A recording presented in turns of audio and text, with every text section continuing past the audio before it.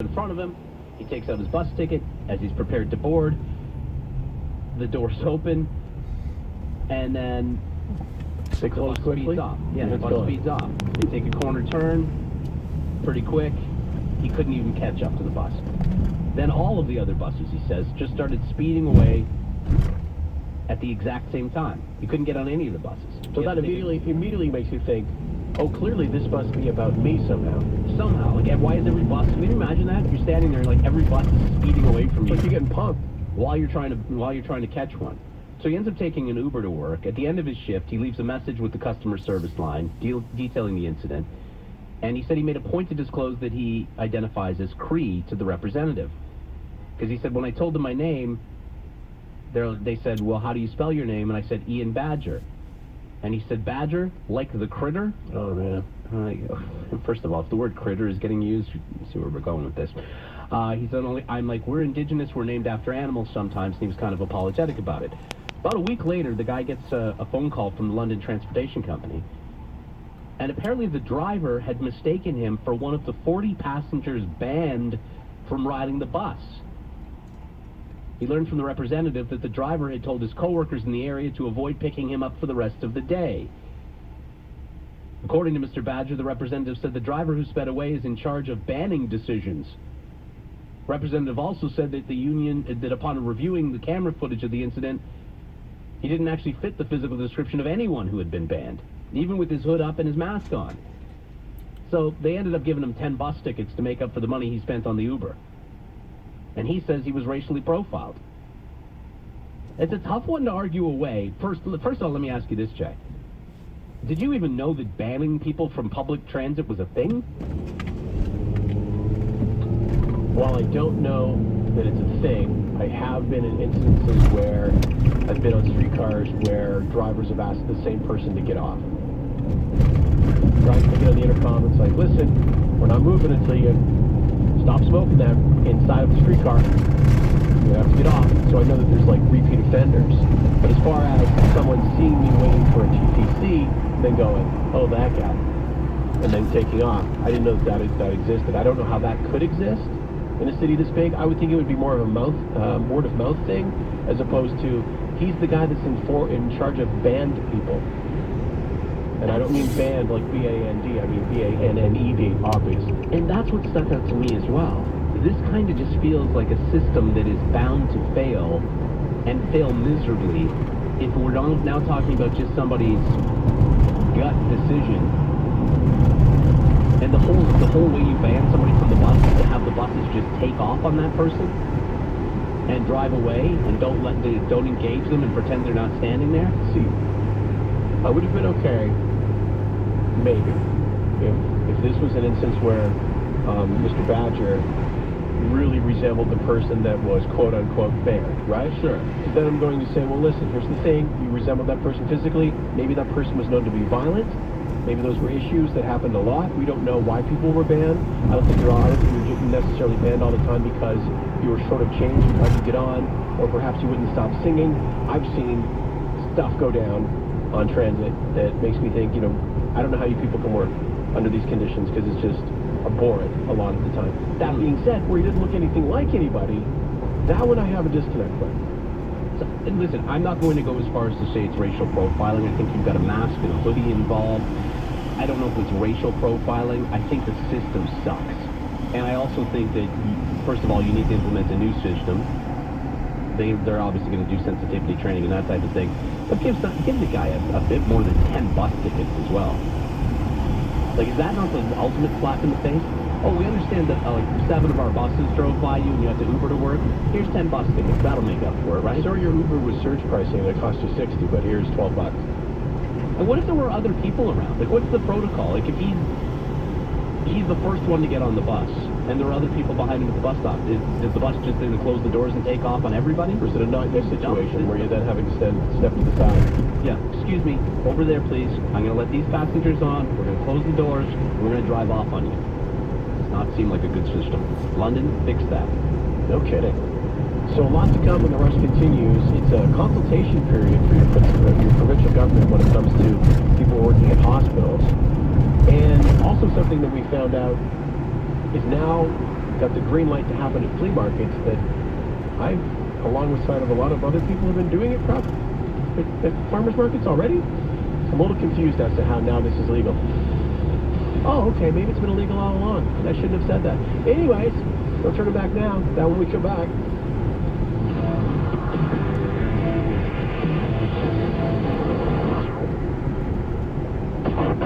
News Talk 1010 CFRB AM Toronto, division of Bell Media, and an iHeart radio station. It's 5 o'clock. Your update from the CTV Toronto newsroom starts now. Good evening, I'm Michelle Dubé. It's shaped up to be the kind of weekend to spend curled up in front of the TV. It's cloudy, 19 degrees right now, the complete wet forecast after the news. Police investigate the suspicious disappearance of a mother and daughter.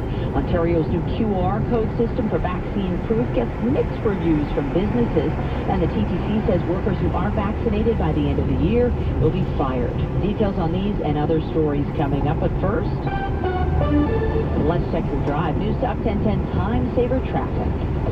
The problems continue out on the eastbound 400 Highway 6 South. Left lane blocked to the collision, just about a 10-minute delay as you approach that scene. A westbound QEW ramp to here, Ontario. Right lane blocked at the collision, also slow, but at least the left lane is available. And the fatal collision investigation continues to see the eastbound lanes of Burnhamthorpe closed east of the East Mall. Traffic brought to you by Frank Leo. Your home sold guaranteed. Frank Leo of Remax has a multi-million-dollar marketing system guaranteed to get sold. Well, Frank will buy it. Go to getleo.com and start packing. Time saver traffic. Imagine and Sia Bois. Your next update at 5:15, where Toronto gets answers. News Talk 1010. A mother and daughter from Whitby have disappeared, and their family and police are worried. Durham police say they were called to a home near Taunton and Garrard Road yesterday to check on the pair. We then entered the residence to search for the female parties. They were not located. However, there was other items that were suspicious in nature that caught the attention of our officers. Police won't say what those two items were. The home is now surrounded by police tape as investigators try to sort out what happened. The pair have been identified as 58-year-old Ava Burton and 85-year-old Tatilda Noble. Police would like to hear from anyone who has seen them or has security or dash camera footage from the area. Business owners are preparing for the next step in Ontario's vaccine certificate program, but reaction to the new QR code system has been mixed. Anything that makes a step more easy for businesses is great. There's always downtimes, there's always internet interruptions, there's always problems. Premier Doug Ford and other officials laid out details in a news conference this morning. Starting today, anyone born from January to April can download their code. Others will be able to do so over the next couple of days.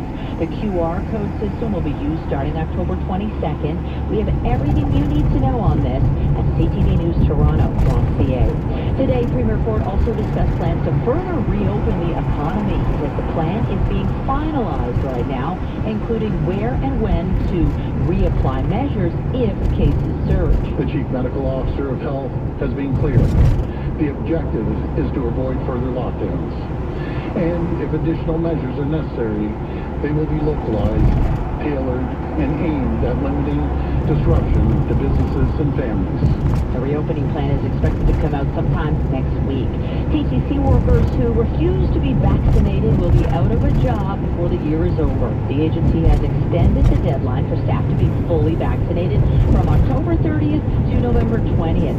At that point, staff who refuse to share their status or remain unvaccinated will be placed on unpaid leave. If they continue to refuse by December 31st, they will be fired. The agency says it extended the deadline for more than 600 employees who got their first dose in the last few weeks.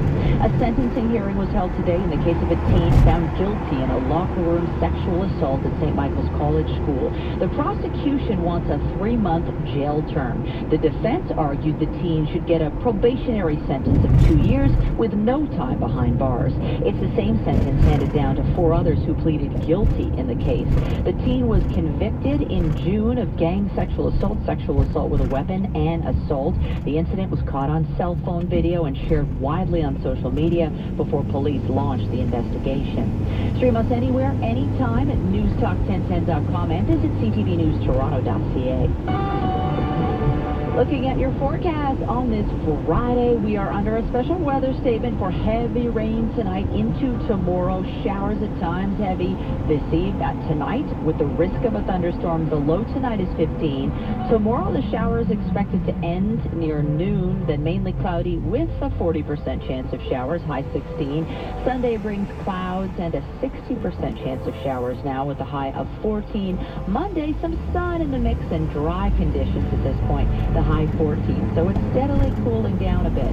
Right now it's cloudy and a nice 19 degrees. I'm Michelle Dubé with Toronto's breaking news, traffic, and weather. Join us in an hour for CTV News at 6, where Toronto gets answers.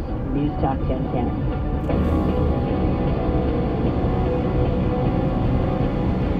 There we go. Canada's biggest drive home stream. You're listening to The Rush with Ryan and Jay on the iHeartRadio Talk Network. And we welcome you in from the cold. 22 degrees, as Michelle just mentioned. In mid-October.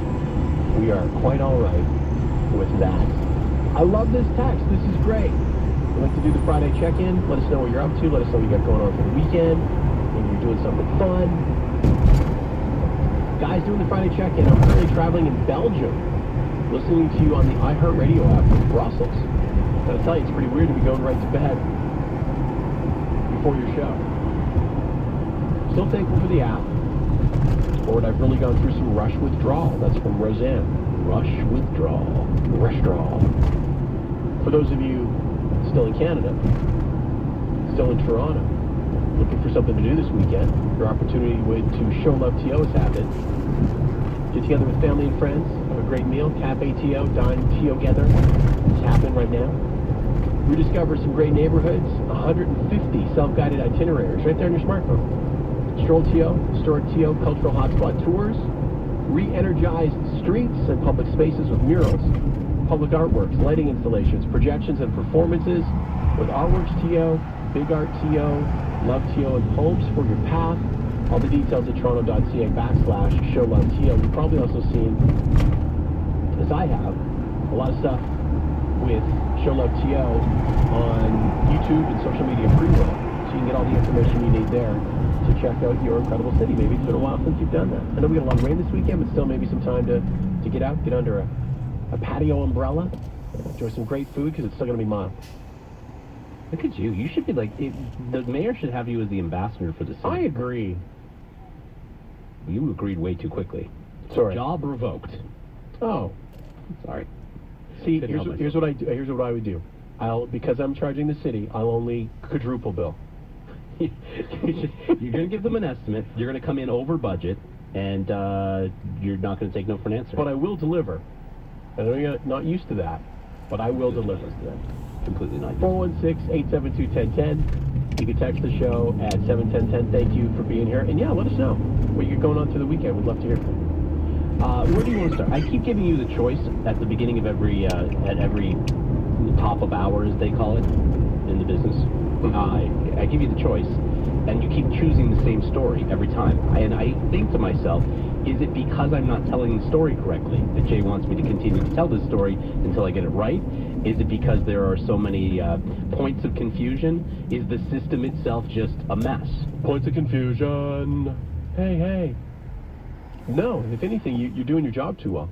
Okay. As I am, let myself in. I guess we are too, because we spent a lot of time yesterday talking about how if I'm required to be tested before I go into the States for the weekend, come November the 8th, why would I ever want to go if it's going to cost me $240 per person inside of my car?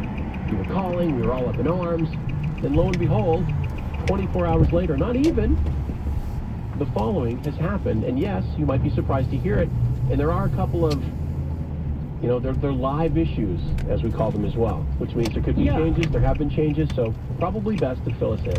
Yeah, so let's talk about it. The United States set to reopen their borders to fully vaccinated